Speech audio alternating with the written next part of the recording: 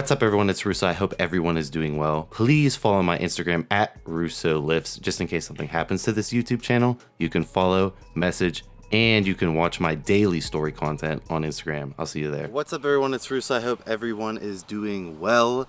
Going to be talking about body image disorders and bodybuilding, fitness in general, and my take on all of that. So I get a lot of people who reach out to me in the Instagram DM box, and I'll plug my Instagram. I know you guys are fucking sick of it, and you just heard in the intro. Follow me there in case something happens to this YouTube channel with the YouTube censorship. Follow me on Instagram at RussoLifts. But, you know, I feel like the big brother to a lot of people, and I seriously, deeply, you know, it hits my heart, honestly, that people, you know, feel comfortable opening up about their insecurities to me, and I do not take that shit lightly. You know, I think mental health, especially as we move forward in this decade, will be the most important thing for humanity, in my opinion. I just see society crumbling before my eyes every day with all this shit. But seriously, always reach out to someone if you're having some issue mentally. Do not bottle that shit up. Always go to, you know, someone and definitely have a conversation and talk it out, release it. You know, don't bottle it. Always find a release of some sort. But yeah, body dysmorphia, basically, I see it as far as bodybuilding goes with two different, you know, iterations, in my opinion. You have never feeling lean enough. The constant need to be shredded is something I really see prevalent nowadays.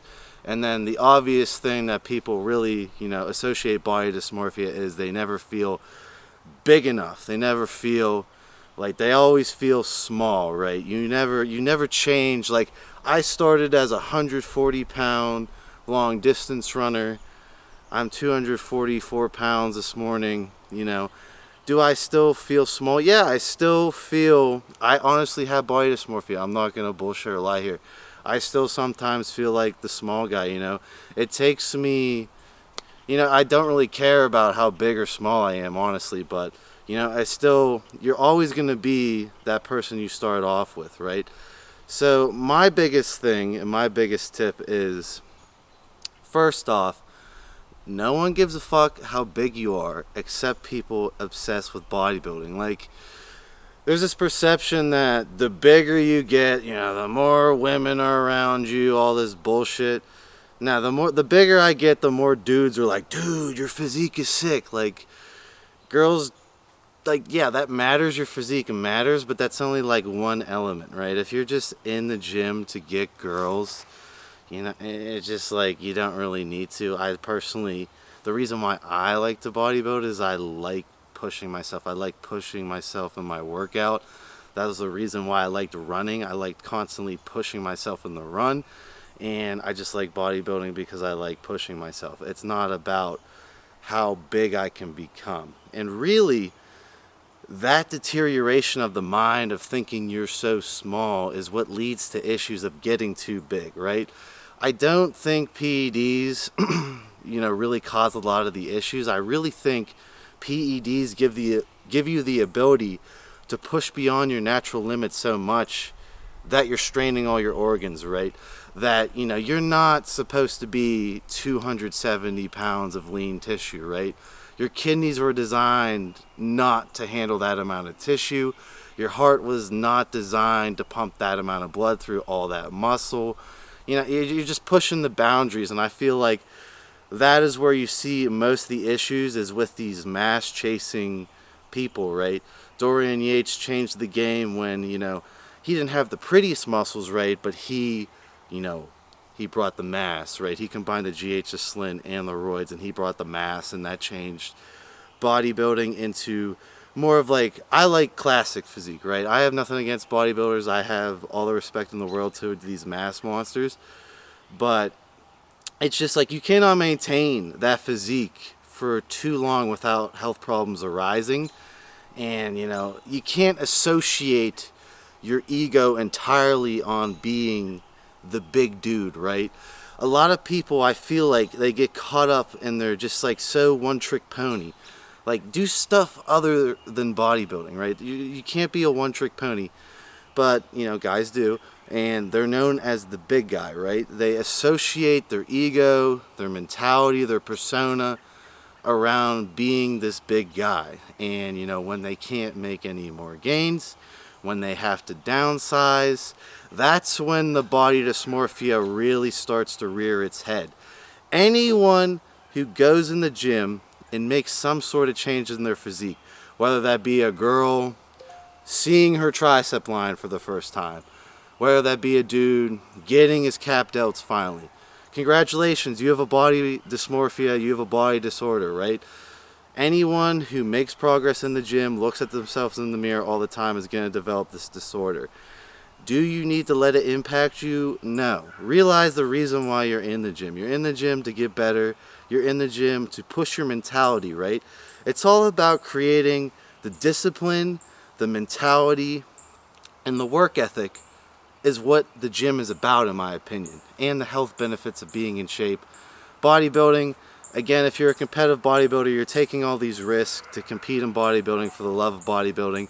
But realize one day, you're either going to have to go down to an HRT dosage, or you're going to have to come off completely and try and restart your HPTA. You're not going to be able to be this mass monster your entire life without health problems rearing their heads, right? There comes a time where you will have to switch gears, your life will change, and the size is not going to be as cool as you thought it was when you first started. And the other thing I wanted to touch on is the shreddedness, right? Nowadays with Instagram, and I've seen this firsthand with my Instagram analytics, being shredded year-round is rewarded. And as you know, there are certain PEDs and certain fake natties out there that will keep you shredded. They will keep themselves shredded the entire year for clout boosting. Now, when I did my recomp last summer and I got leaner, right? I've been the bloat lord chasing size to compete in classic physique for a long time now, but I did get pretty lean last summer to, you know, check on what I need to work on this winter. So when I got leaner, I did notice my Instagram likes go way up, right? Because now my physique is showing. Now I'm getting more attention. Now everyone's like, wow, your veins are like. The intention is what rewards the disorder of being shredded all the time. And then people get addicted to being shredded. Being sub, I was not lean, by the way, like shredded. But being sub 10% body fat all the time is not healthy. Being sub 8% body fat, I follow these Instagram guys, sub 8% body fat all year. I check on their story, always shredded. That is not fucking healthy. Again, with bodybuilding, just know that it's for a certain amount of time you can maintain that physique for a look, right? It's not going to stay with you. If you want this constant achievable look, then it has to be built or maintained naturally or on a TRT dosage max, preferably an HRT dosage, right? So the whole goal with cycling above that is to build a physique for a certain amount of time and do something with it, right? I've been trying to do something with my physique. I'm not in there to just be big, right? You need to have a plan if you're going to get big, right? And you're going to do something with it, whether that be compete in powerlifting, compete in bodybuilding, do photo shoots, do gay for pay, whatever the fuck you want to do. You got to get something out of it, in my opinion, and realize that your time is numbered unless you want to if you want to go down that road and try and maintain that size your whole life. It won't end well, I assure you, from all the literature I've read. All the bodies dropping are the people trying to maintain these insane physiques because they don't like getting smaller. Like when they start getting smaller, their ego, their association with themselves is distorted, right? They are known as the big guy in the gym. And you know, I see this. In my personal gym, there was a guy running trend year round, you know. He knew about me, knew about my content. He finally talked to me and I told him like the associated risk with Alzheimer's, what trend does to your kidneys, what your blood work looks like on trend because he doesn't run his bloods often. And you know, it really took a lot for me to convince him to modify his cycle. And he did shrink, right? He's still this massive fucking dude. He's 5'10", 240, big as shit. He's not 280 anymore, right? But he told me like he felt small. He would say, dude, I'm feeling small. I'm like, dude, you're not small. And you can't let it get to you, right? You can't associate that enhanced size that is enhanced on an androgen level that you cannot maintain your whole life with your persona. That is my biggest tip, is to disassociate yourself with your enhanced physique, right? Know that you're maintaining this look for a certain purpose, whether that be as something like going to the beach and looking shredded for a while, then you're gonna go into a cruise, or you're gonna come off and detox, right? You're not gonna try and maintain that whole time, but you have like a certain goal you're gonna achieve with that.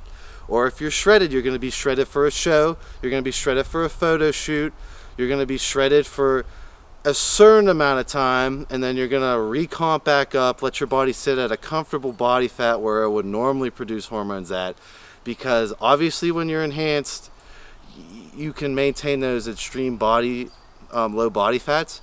But like if a natural guy would maintain those extreme low body fats, like his body would shut off, right? You see that with actual natural bodybuilders. When they get stupid shredded like that, their hormones shut off, their HPTA gets all fucked up, their energy's all fucked up. Like, you're getting away with that because you have a shit ton of tren in your system. But just know, like, maintaining that for a long time and associating your mind with that physique of I'm shredded guy is not going to play out. Disassociate your ego with your physique, and you will be much happier when you have to downsize, and know that you need to get something out of it if you're going to go the PED route. If you are just looking to maintain health, then HRT, TRT, or stay natural, right? If you're going to go extreme, I have nothing wrong with people going extreme. I personally am going extreme and documenting it, and I have a goal in mind of what I want to do. There will be a time where I will document my downsizing, or I will document my HPTA restart if I can restart my HPTA. Probably like when I'm like 29, 28 is when I am going to obviously completely change gears. So we will document that. But I will not have my ego centered around my enhanced physique, right? My ego is driven on my intelligence and my other hobbies, right? Because I'm not a one-trick pony. So that's my advice on body dysmorphia, is don't get caught up in it, right? Don't associate your ego with your enhanced physique, because even when people PCT, they're like, bro, I lost gains. I'm like, no, you just lost the muscle nitrogen retention from being on gear that cannot maintain. You can't maintain it without being on those androgen levels, right? You're gonna have to lose that fullness. You still got a lot more lean body mass, built tissue that you're keeping on your stock hormones or your HRT cruise, but you can't maintain these shredded looks, you can't maintain these insane looks without these androgen levels that are pushing your body. It's like tuning a car, right? You can put on a kill tune for a while, right? If you build a car, forged internals, fuel line, the whole shit, like I'll relate it to cars. If you build a car, you can put on a kill tune, right? You can turn it up to kill mode, and you can get away with that for a while. But eventually, you're gonna either have to rebuild the engine, which you only have one body, you can't rebuild the engine, or you're gonna have to turn the boost down, and you're gonna have to take the supercharger off, or you're gonna have to turn the boost down, right? You can't maintain that kill mode the whole time, or you will blow the motor. Same thing goes for bodybuilding. You can't associate your car with having that kill tune amount of power its entire life, right? One day, if you plan to keep the car for your entire life, you will have to turn the boost down, or you will have to take the turbo completely off it. Because if you keep that kill tune on and push all that power the whole time, something wrong will eventually happen, no matter how OCD you are. And I'm probably one of the most OCD bodybuilders who's the most careful. And I assure you, my blood work is out of whack all the time, and I have to do stuff to correct it. And I'm using a fourth of what some of these guys who are facing body image disorders are using. The more you go down that road, the more you will have to face that you have to disassociate your ego with, you know, being that big guy. So that is my personal opinion on body dysmorphia. So yeah, feel free to leave your comments down below if you went through something like that, especially you older guys who have already been there, done that. You know, type that out to the youngins, because I get this a lot. This is not just like, oh, I'm gonna come up with this. This is like, people have been wanting me to make this video for months now, and I finally did it. So yeah, I want to see what people are saying in the comments. I'll see you in my next video.